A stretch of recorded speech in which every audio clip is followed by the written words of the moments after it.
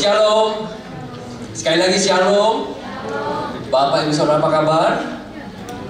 Belum semua. Bapak Ibu Saudara apa kabar? Ini adalah ibadah minggu pertama di tahun 2020. Seberapa banyak yang antusias? Bisa lambaikan tangannya. Saya melihat mungkin beberapa masih belum kembali dari liburan, gitu ya. Saya percaya Tuhan sudah menyediakan banyak hal baik, ya, indah dan berkat yang sempurna di tahun 2020 yang Tuhan mau kita semua akan memperolehnya. Kalau katakan amin.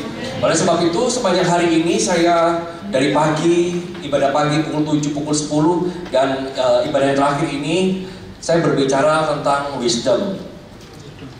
Dari apa yang saya sampaikan di ibadah pagi, ibadah yang kedua dan ibadah yang ketiga tidak sama. Jadi Tuhan sudah memberikan kepada saya impresi untuk saya sampaikan apa yang menjadi isi hati Tuhan, sehingga ketika kita melangkah sama-sama masuk di tahun 2020, kita menggunakan cara Tuhan. Penting bagi kita, ya, untuk memahami cara Tuhan itu memberkati kehidupan kita. Ketika Tuhan memberkati kehidupan seseorang, Tuhan tidak menjatuhkan berkat itu dari langit, melainkan Tuhan itu memberikan kepada kita berkat. Yang pertama adalah hikmat. Katakan hikmat. Wisdom. Hikmat itu yang akan menuntut kita memperoleh hal-hal yang Tuhan janjikan. Saya pernah mendapatkan satu kalimat yang begitu menguatkan saya, ya. Kata-katanya seperti ini: you have power in your hand when you have wisdom in your mind.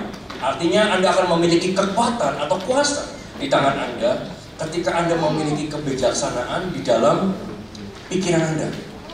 Wisdom, hikmat yang datangnya dari Tuhan itu powerful. Sebab apa? Sebab saya pelajari banyak orang, gitu ya, anak-anak Tuhan khususnya di tahun 2019, Tuhan sudah menyediakan banyak hal yang indah, yang baik, yang sempurna, tetapi tidak semua bisa diambil oleh anak-anak Tuhan. Karena apa? Karena mereka nggak tahu caranya seperti apa. Tadi pagi saya sampaikan bagaimana wisdom itu harus menuntun kita menjadi seorang di tahun 2020 yang harus lebih banyak mendengar daripada berbicara. Karena ketika kita banyak mendengar, kita punya banyak resource. Saya sampaikan kepada jemaat di pagi hari bahwa kalau engkau mendengar suatu berita, jangan mendengar dari satu sisi. Dengarlah dari banyak sisi. Supaya apa? Supaya engkau bisa memperoleh banyak data dan mengambil sebuah keputusan. Kalau engkau hanya mendengar dari satu sisi, apalagi sisi yang salah, maka keputusan yang kita ambil pun juga akan ikut salah. Jadi kalau kita mau mendengar, dengar dari banyak sisi. Dan lalu saya sampaikan juga, kalau engkau mau mendengar sesuatu advice, gitu ya, jangan dengar dari orang yang sakit hati atau orang yang gagal. Karena apa? Karena saya pelajari orang yang gagal itu biasanya nggak mau sendirian. Orang yang gagal nggak mau sendirian, dia akan cari orang untuk gagal juga.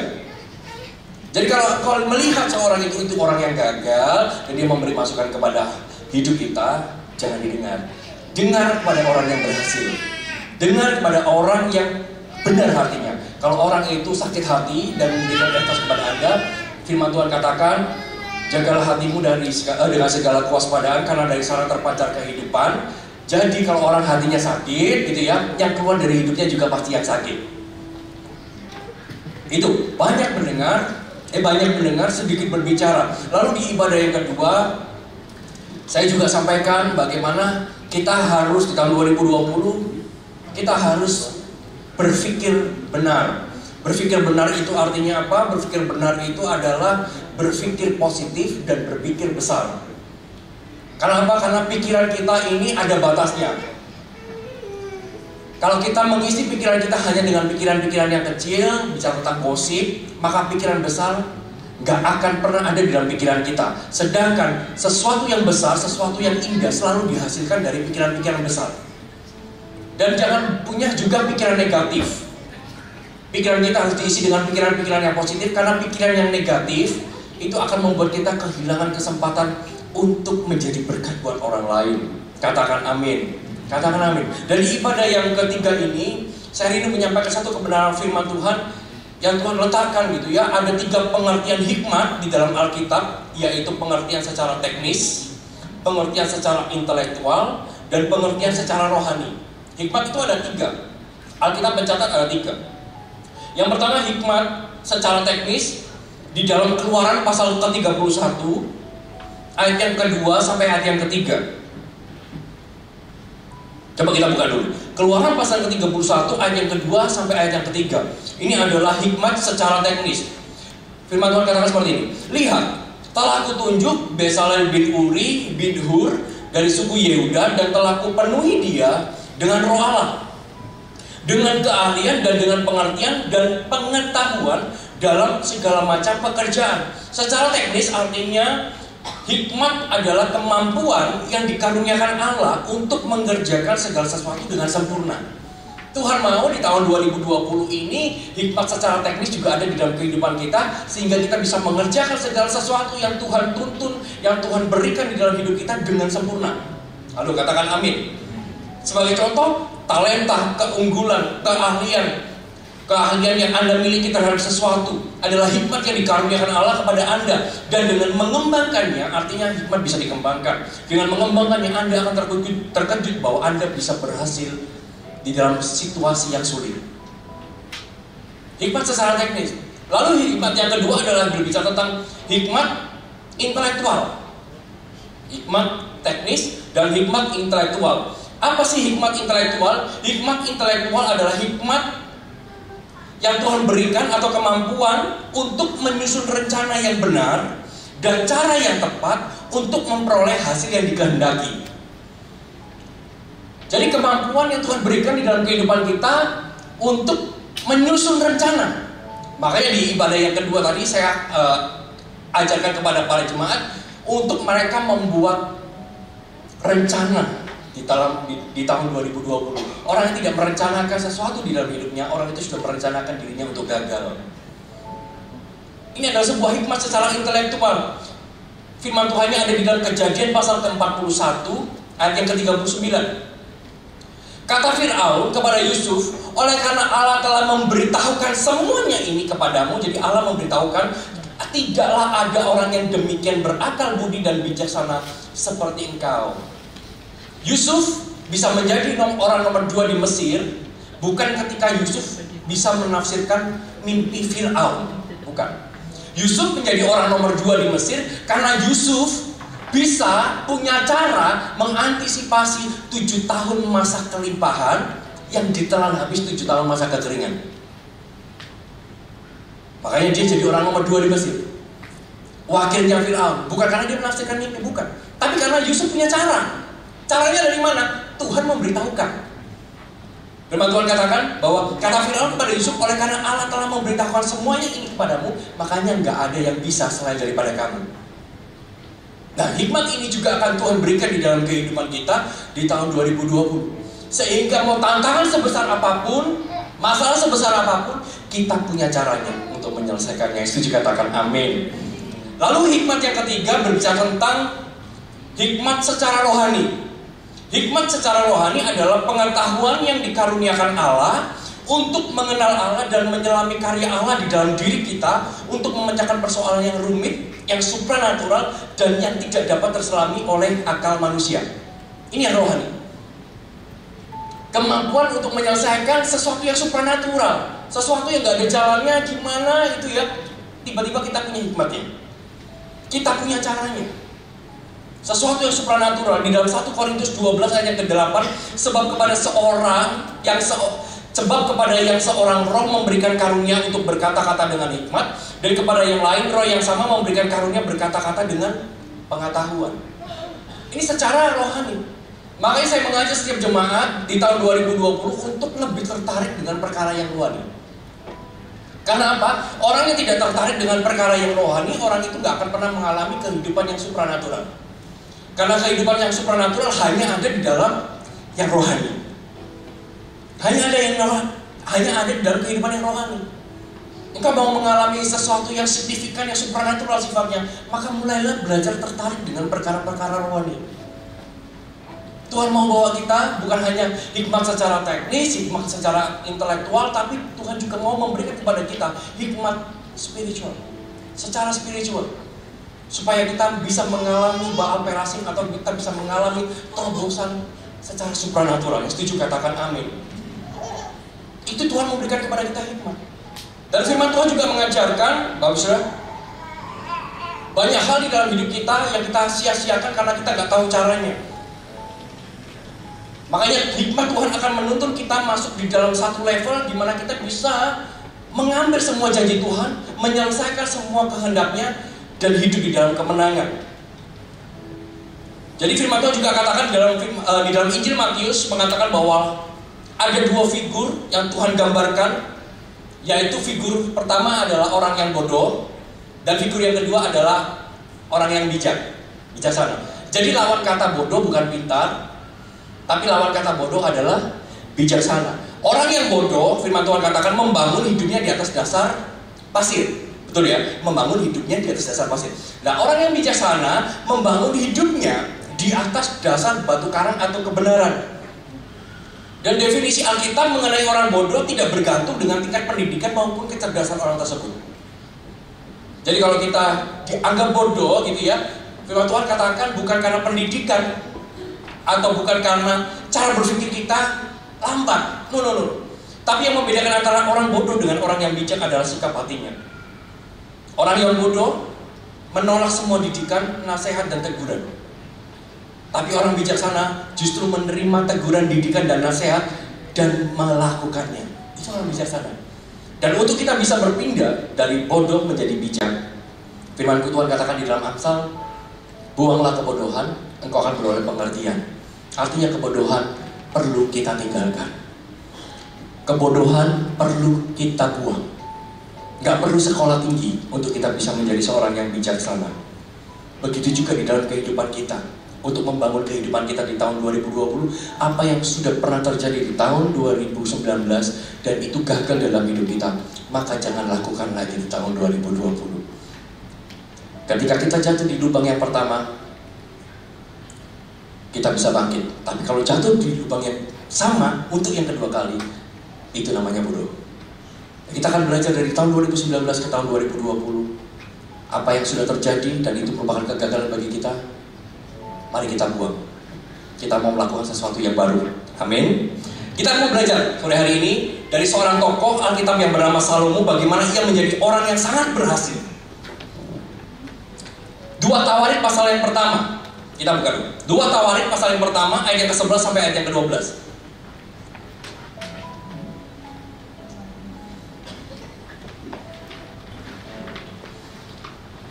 2 Tawarik pasal yang pertama ayat yang ke-11 dan 12. Berfirmanlah Allah kepada Salomo.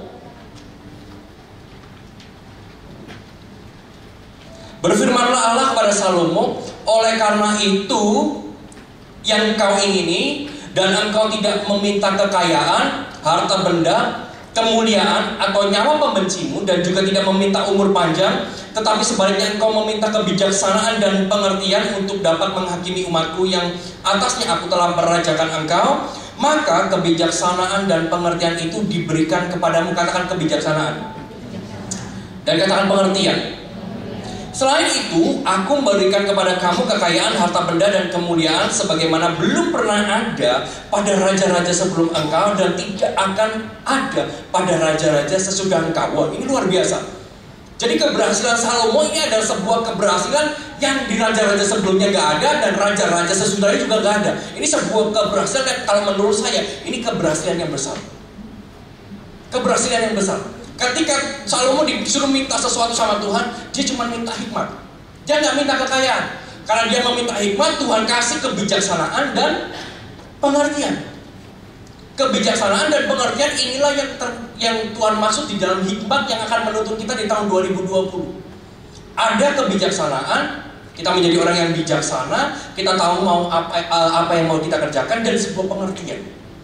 Dan kita mau belajar dari Salomo. Apa sih yang membuat Salomo ini bisa begitu berhasil? Apa sih dasar hidupnya Salomo ini sehingga dia diakui dunia? Raja Salomo melebihi semua raja di bumi di dalam hal kekayaan dan hikmat. Apa rahasianya? Kita buka 2 Tawarik pasal yang ke-9. Inilah rahasia Salomo dan kita mau belajar sama-sama supaya di tahun 2020 ini apa yang Salomo kerjakan ini juga yang akan kita kerjakan sehingga keberhasilan Salomo juga akan menjadi keberhasilan kita. Harus juga katakan amin. 2 Tawarik pasal yang ke-9 ayat yang pertama sampai ayat yang ke-9. Kunjungan ratu negeri Sheba. Ketika ratu negeri Sheba mendengar kabar tentang Salomo, maka dengan pasukan pengiring yang sangat besar dan dengan unta-unta yang membawa rempah-rempah, banyak emas dan batu permata yang mahal-mahal, datanglah ia ke Yerusalem hendak menguji Salomo dengan teka-teki. Intinya ratu negeri Sheba ini datang dengan pertanyaan. Setelah ia sampai kepada Salomo, dipercakapkannya lah segala yang ada di dalam hatinya dengan dia. Dan Salomo menjawab segala pertanyaan ratu itu. Bagi Salomo tidak ada yang tersembunyi yang tidak dapat dijawabnya untuk ratu itu. Dan ketika ratu negeri Sheba melihat hikmat Salomo dan rumah yang telah didirikannya, makanan di mejanya, cara duduk pegawai-pegawainya, cara pelayan-pelayan yang melayani dan berpakaian, juru minumannya dan pakaian mereka, dan korban bakaran yang biasa dipersembahkan di rumah Tuhan, maka tercenganglah ratu itu. Dan ia berkata kepada raja, benar juga kabar yang kudengar di negeriku tentang engkau dan tentang hikmatmu. Tetapi aku tidak percaya perkataan-perkataan mereka sampai aku datang dan melihatnya dengan mataku sendiri. Sungguh, setengah dari hikmatmu yang besar itu belum diberitahukannya kepadaku. Engkau melebihi kabar yang kudengar. Berbahagialah orang-orangmu dan berbahagialah para pegawaimu ini yang selalu melayani engkau dan menyaksikan hikmatmu. Terpujilah Tuhan Allahmu yang telah berkenan kepadamu sedemikian hingga ia mendudukan engkau di atas tahtanya sebagai raja untuk Tuhan Allahmu. Karena Allahmu mengasihi orang Israel, maka ia menetapkan mereka untuk selama-lamanya dan menjadikan engkau raja atas mereka untuk melakukan keadilan dan kebenaran. Lalu diberikan kepada raja 120 talenta emas dan sangat banyak rempah-rempah dan batu permata yang mahal-mahal. Tidak pernah lagi ada rempah-rempah seperti yang diberikan ratu negeri Sheba kepada Raja Salomo itu. Katakan amin. Ini yang dimaksud dengan kebijaksanaan dan pengertian. Kalau Tuhan memberikan hikmat kepada kita, ini yang harus kita bangun. Apa sih yang Salomo bangun sehingga ratu negeri Sheba itu begitu kagum? Ratu negeri Sheba ini begitu diberkati dengan kehidupan Salomo dan memuliakan Tuhan. Ini yang dibangun oleh Salomo. Ayat yang kedua, firman Tuhan katakan seperti ini. Dan Salomo menjawab segala pertanyaan ratu itu. Bagi Salomo tidak ada yang tersembunyi yang tidak dapat dijawabnya untuk ratu itu. Dan ayat ketiga, ketika ratu negeri Sheba melihat hikmat Salomo dan apa maksudnya? Dan apa? Rumah yang telah didirikannya. Artinya yang pertama, apa yang harus kita bangun? Yang harus kita bangun seperti apa yang Salomo bangun adalah membangun dasar hidupnya dengan sangat kuat. Mendirikan rumah itu berbicara tentang membangun dasar hidup kita. Apa yang menjadi dasar hidup kita? Itu yang perlu kita bangun. Salomo membangun rumahnya dengan sangat kuat. Sehingga ratu negeri Sheba begitu dia lihat rumah Salomo, dia merasa bahwa, wih, ini rumah kuat banget. Dasarnya kokoh dan di dalamnya sungguh luar biasa. Salomo memiliki pengertian untuk membangun dasar hidupnya dengan sangat kuat, mendirikan rumahnya. Apa sih yang menjadi dasar Salomo? Yang pertama jelas di ayat kedua, Salomo menjawab segala pertanyaan bagi ratu itu. Tidak ada satupun pertanyaan yang tidak bisa dijawab Salomo. Yang pertama pengetahuan. Yang pertama pengetahuan. Gimana kita bisa membangun pengetahuan di dalam kehidupan kita? Belajar. Yang belajar bukan anak SD, SMP, SMA dan mahasiswa, tapi yang sudah lulus jadi papa mama sekalipun tetap belajar. Engkau berhenti belajar, berhenti juga pengetahuanmu. Berhenti juga pengetahuan. Pengetahuan, membangun dasar pengetahuan di dalam kehidupan kita, artinya apa? Tidak menutup mata dengan apa yang terjadi di sekitar kita. Kita bisa belajar dari segala sesuatu. Kita bisa belajar sesuatu di mana kita berada. Relationship juga dibangun di atas dasar pengetahuan. Siapa yang sudah menikah? Ya, jangan memberikan tangannya. Oh, siapa yang belum menikah? Akan menikah? Banyak juga. Relationship dibangun juga di atas dasar pengetahuan.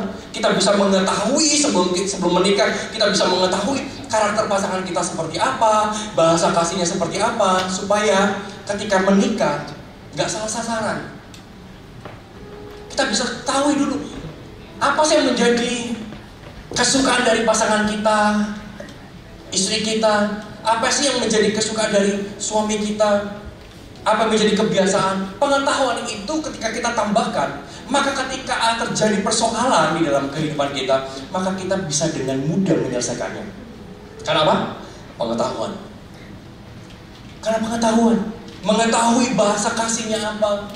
Mengetahui kebiasaan anak kita apa. Itu pengetahuan. Mengetahui bos kita seperti apa.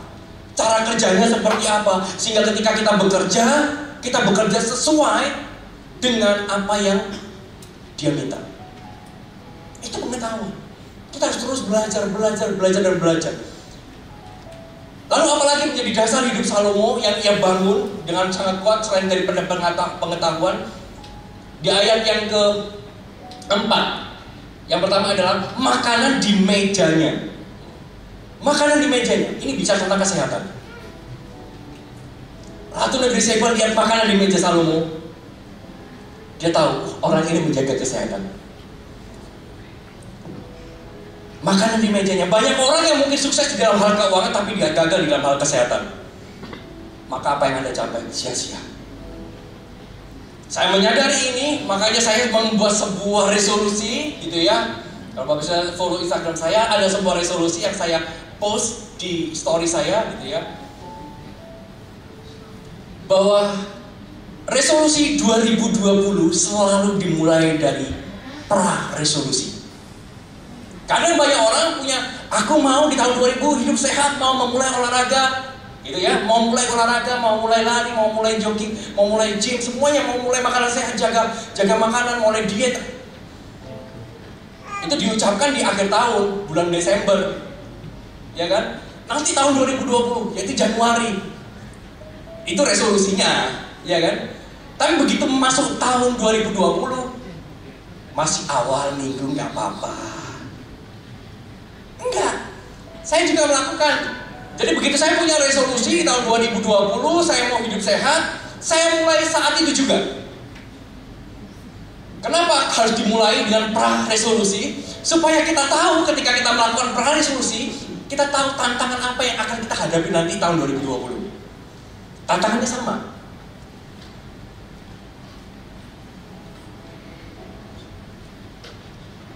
Diet. I will start tomorrow. Selalu dimulai besok. Kenapa? Karena nggak ada pra-resolusi. Saya melakukan pra-resolusinya dulu. Begitu saya pra-resolusi gitu yang lain, oh ternyata olahraga itu berat juga ya. Berarti saya tahu resolusi saya tahun 2020 yang pertama saya hadapi adalah beratnya olahraga. Tapi begitu pra-resolusi itu sudah jadi kebiasaan, maka begitu tahun 2020 olahraga itu jadi kebiasaan. Sudah nggak berat. Kenapa? Karena ada pra-resolusi.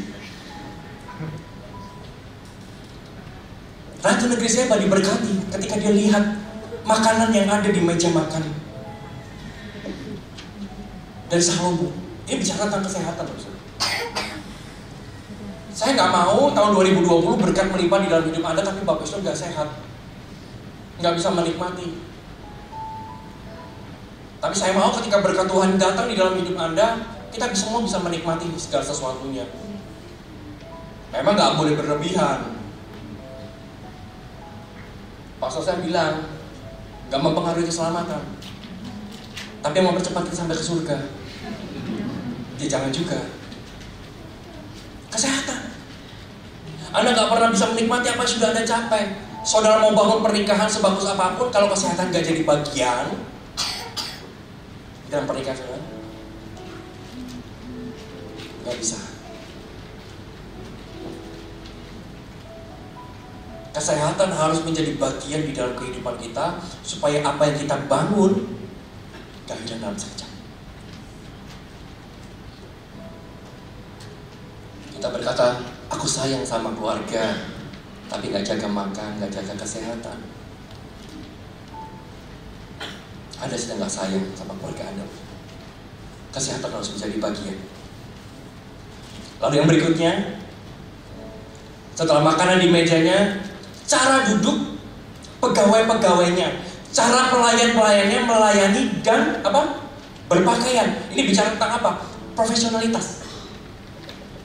Ini harus kita bangun dalam hidup kita, dalam pekerjaan kita, dalam bisnis kita, dalam studi kita, dalam pernikahan kita, dalam pelayanan kita. Profesionalitas, expert. cara duduk pegawai, cara melayani. Amsal 22 ayat yang ke-29. Pernahkah engkau melihat orang-orang yang cakap dalam pekerjaannya? Di hadapan raja-raja ia akan berdiri, bukan di hadapan orang-orang yang hina. Ketika engkau profesional di dalam apa yang Tuhan percayakan di dalam hidupmu, engkau akan berdiri di hadapan raja-raja. Ketika engkau profesional, engkau expert di bidangmu, maka akan ada keberhasilan di sana. Akan ada keberhasilan. Kita expert agar apa? Agar kita mendapat tempat terbaik di dunia. Kita expert agar apa? Agar terang kita bercahaya dan orang lain melihat serta memuliakan nama Tuhan melalui kehidupan kita. Profesionalitas. Setelah profesionalitas, apa yang dibangun oleh Salomo? Cara berpakaian. Cara berpakaian, penampilan. Sampai saya baru ngobrol dengan pemimpin, salah satu coach family. Kita membangun penampilan bukan supaya orang melihat kita wow. Bukan. Saya membangun penampilan, saya membangun untuk istri saya. Saya membangun untuk anak saya. Supaya dia bangga punya saya. Supaya saya nggak ngisin-ngisini. Makanya saya jaga penampilan. Banyak orang jaga penampilan untuk dirinya sendiri dan untuk supaya orang lain melihat. Enggak. Itu nomor 2. Itu enggak. Kita menjaga penampilan kita untuk pasangan kita. Kita berpakaian yang layak untuk diri kita. Yang belum menikah bukan untuk pasangannya, untuk dirimu supaya cepat laku,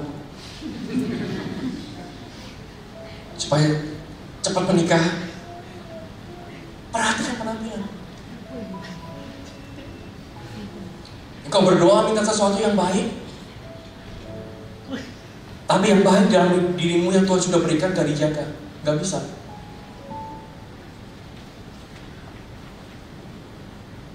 Cara berpakaian dan pakaian pegawai-pegawainya. Karena apa? Karena ini yang dilihat oleh Ratu Negeri Sheba di dalam kehidupan Salomo. Ketika Ratu Negeri Sheba melihat ini dibangun dalam kehidupan Salomo di dalam rumahnya, maka Ratu Negeri Sheba memuliakan Tuhan. Ratu Negeri Sheba dikatakan dia memberikan sesuatu buat Salomo yang belum pernah ada, yaitu rempah-rempah. Kalau kamu mau menerima bagian yang besar, bangunlah apa yang Salomo bangun. Yang pertama berbicara tentang pengetahuan, kesehatan, profesionalitas, penampilan.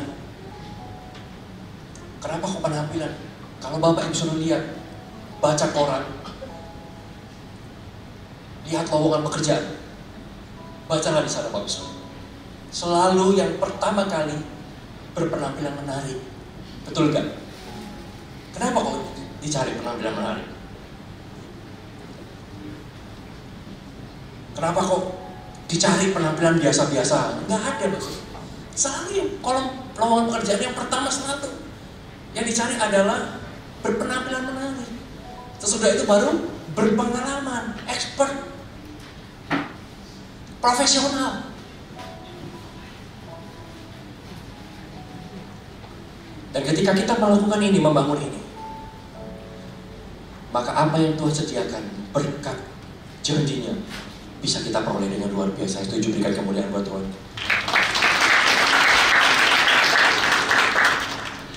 Dan apa lagi yang berikutnya yang dibangun?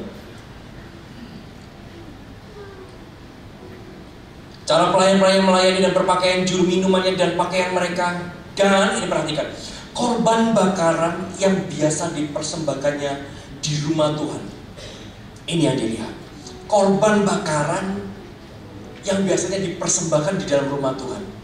Ratu Negeri Sheba bukan orang yang berdoa kepada Tuhan, tapi dia melihat korban bakaran, persembahan, pelayanan yang selalu memberikan kepada Tuhan setiap hari. Dilihat, engkau berkata, aku ini pelayan Tuhan, maka orang akan melihat pelayanan kita. Salomo membangun pelayanannya seperti ia membangun kehidupannya. Ia membangun kehidupannya bersama Tuhan seperti dia membangun kehidupannya sendiri. Kolose 3 ayat ke-23, apapun juga yang kamu perbuat, perbuatlah dengan segenap hatimu, seperti untuk Tuhan dan bukan untuk manusia. Engkau bekerja seperti untuk Tuhan. Engkau berbisnis seperti untuk Tuhan. Engkau melayani Tuhan. Engkau bersekolahlah untuk Tuhan. Semua yang kita kerjakan, kita lakukan seperti untuk Tuhan, bukan untuk manusia. Bos suruh kita berjalan 1 mil, kita berjalan 2 mil. Kenapa? Karena aku melakukannya untuk Tuhan. Dan ketika kau lakukan itu, maka saya percaya ada berkat, ada kemenangan, ada terobosan yang akan terjadi dalam hidupmu. Akan ada janji-janji Tuhan yang bisa kau peroleh melalui kehidupan ketika kau memperlakukan Tuhan seperti kau memperlakukan hidup. Karena apa? Karena Ratu Negeri Sheba kau melihat, maka tercenganglah ratu itu. Kenapa? Karena dia melihat korban bakaran yang biasa dipersembahkan di rumah Tuhan. Dia mempersembahkan korban bakaran yang begitu luar biasa, begitu harum. Ini untuk Tuhan yang gak kelihatan, tapi dia bisa mempersembahkan sesuatu yang harum baunya. Dia bisa kasih yang terbaik di dalam kehidupannya. Persembahan berbentuk-bentuknya apa? Do the best. Ketika kau bekerja, engkau melayani, engkau berbisnis, do the best, lakukan yang terbaik. Do the best, bayar harga. Di dunia ini gak ada yang gratis, Bapak Saudara. Selain daripada keselamatan. Keselamatan memang secara gratis Tuhan berikan di dalam hidup kita. Tapi untuk mempertahankan keselamatan gak gratis. Harus ada harga yang kita bayar. Di dalam pekerjaan ada harga yang harus kita bayar, kita keluarkan. Supaya apa? Supaya kita gak makan gaji buta. Di dalam bisnis ada harga yang harus kita bayar. Supaya apa? Supaya rekan bisnis kita percaya sama kita. Ada harga yang harus dibayar. Do the best, bayar harga. Dan cintai itu. Ratu Negeri Sheba tercengang ketika dia selalu membawa persembahan korban bakaran untuk Tuhan. Kenapa? Karena dari persembahan itu Ratu Negeri Sheba bisa tahu bahwa Salomo mencintai Tuhan. Salomo mencintai Tuhan. Dari pekerjaan yang kau kerjakan, orang bisa melihat engkau mencintai pekerjaanmu atau tidak. Dari bisnis yang kau kerjakan, orang bisa lihat engkau bisnismu sungguh-sungguh atau bisnismu abal-abal. Engkau menghidupi bisnismu, mencintai bisnismu, atau kau membangun bisnismu hanya asal-asalan.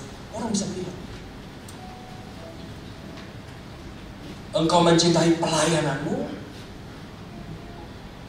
atau tidak, orang bisa melihat. Ketika kau melayani, engkau memberikan yang terbaik. Engkau bayar harga. Engkau mencintai pelayanan itu. Pertanyaannya hari ini, di tahun 2019, sudahkah itu kita cintai? Pekerjaan kita, bisnis kita, pernikahan kita, anak kita.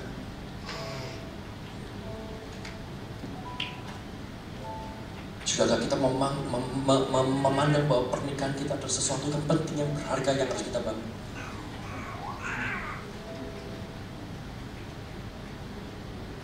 Karena dari sana orang bisa lihat engkau sungguh-sungguh atau tidak. Bangun dasar hidup di dalam rumahmu, di dalam dirimu, pengetahuan profesional dan lainnya, dan juga bangun pelayanan seperti kau membangun dirimu sendiri. Do the best, bayar harga, dan cintai itu. Dan ketika kau melakukannya, kita akan melewati masa tahun 2020 dengan kemenangan yang besar, dengan kemenangan yang besar, yang setuju berikan kemuliaan buat Tuhan.